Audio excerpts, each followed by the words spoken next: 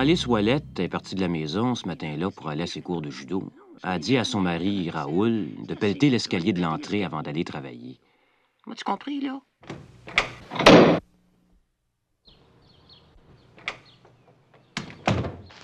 Mais Raoul faisait jamais ce que sa femme y disait.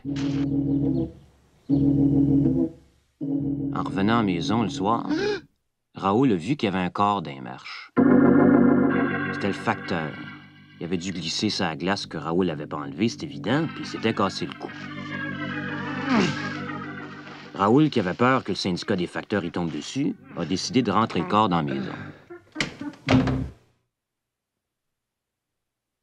Il s'est dit qu'il allait mettre le corps dans la valise de son auto, puis qu'il allait aller le jeter quelque part, avant que quelqu'un s'aperçoive que le facteur avait disparu.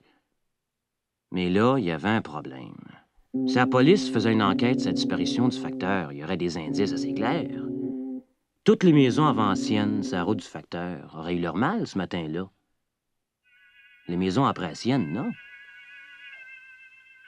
Raoul s'est demandé s'il ne devait pas aller se livrer à la police. Il s'est rappelé qu'un facteur s'était déjà cassé une jambe sur le terrain d'un de ses voisins, puis que ça avait coûté pas mal cher.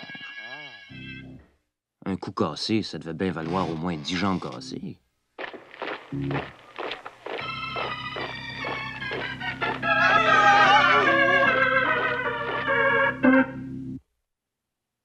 Là, Raoul a pris un verre pour se calmer les nerfs. Puis là, il a déshabillé le facteur. Il l'a installé bien comme il faut dans le fauteuil du salon.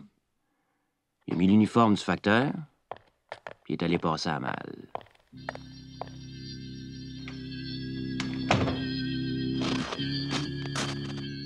Personne s'est aperçu que c'était Raoul qui passait à malle au lieu du vrai facteur.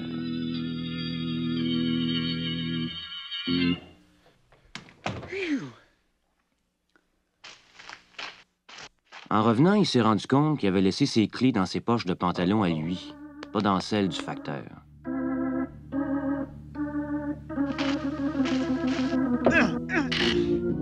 Il a essayé de rentrer par le châssis. Il s'est fait pincer par des polices qui s'adonnaient à passer en auto.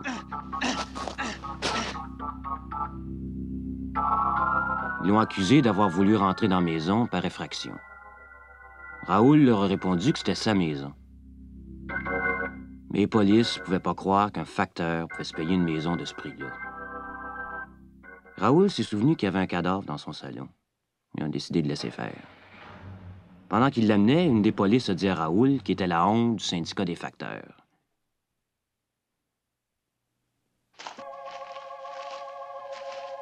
Quand Alice est revenue à la maison, elle s'est aperçue que le châssis avait été ouvert. Elle a trouvé le facteur, le linge à terre, puis la bouteille ouverte. Elle avait eu une aventure avec le facteur quelques mois avant. Elle l'avait laissé tomber, mais apparemment, il était revenu.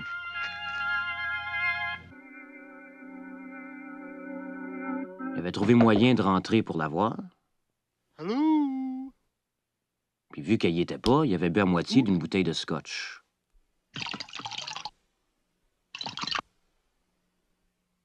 Il s'était complètement déshabillé. Puis il était tombé sous mort. Ça, c'était bien lui qu'elle s'est dit.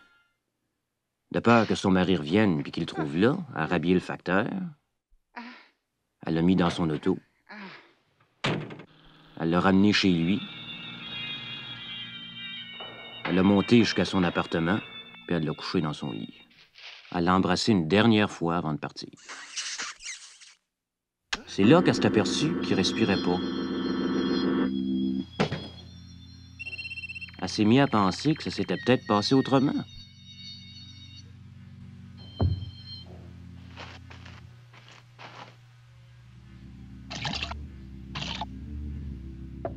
Peut-être que le facteur s'était fait attraper par Raoul. Puis que Raoul l'avait tué.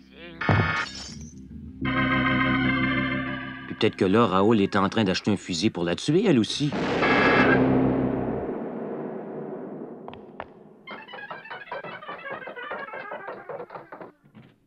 Alice a pris son auto et est déménagée dans une autre province. Elle s'appelle Nathalie maintenant.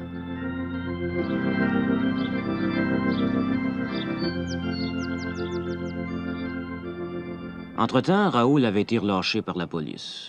Puis le syndicat des facteurs, qui s'imaginait tout ce temps-là que Raoul était bel et bien leur facteur, avait payé son cautionnement. En revenant à la maison, il s'est aperçu que le cadavre avait disparu. Il a brûlé l'uniforme du facteur, puis il a décidé d'oublier toute l'affaire. Quand est arrivé le jour du procès du facteur, le facteur était pas là. Le juge a envoyé la police à l'appartement du facteur, puis ils ont découvert qu'il était décédé dans son lit. Il y a une des polices qui trouvait que ça ressemblait pas, mais l'autre a dit que c'était juste parce qu'il était mort. Le coroner a trouvé ça surprenant que le facteur soit mort en se cassant le cou dans son lit.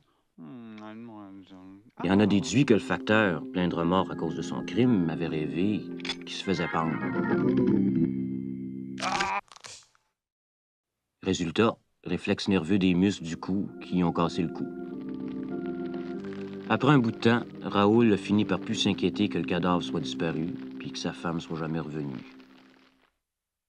Pendant toutes les longues années heureuses qu'on suivit, Raoul n'a plus jamais pelleté l'escalier de l'entrée.